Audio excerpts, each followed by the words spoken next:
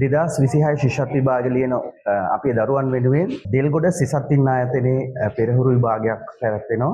ඒත් එක්කම මේකට සමගාමීව ආයතන 6ක මේ විභාගය පැවැත්වෙනවා. දැන් මේ වෙන විට දෙවෙනි ප්‍රශ්න පත්‍රය බෙදලා අවසන් විවේකයක් ලබා දීලා ඉවරයි. දැන් මේ පළවෙනි ප්‍රශ්න පත්‍රය තමයි ලබා දෙමින් යන්නේ. දැන් ඒකට සූදානම්ෙන් යනවා අපේ දරුවෝ. ඒතර මේ විදිහට තමයි අපේ පෙරහුරු විභාගය පැවැත්වෙන්නේ.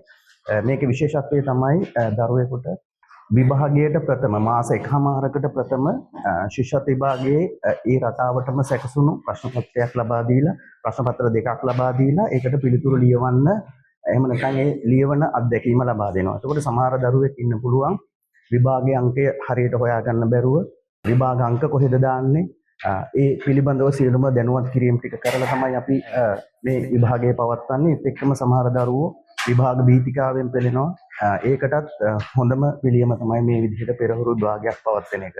ඉතින් අපි එහෙනම් සමුගන්නවා මේ සිසත්තින් දෙල්ගොඩ ආයතනයේ සිට.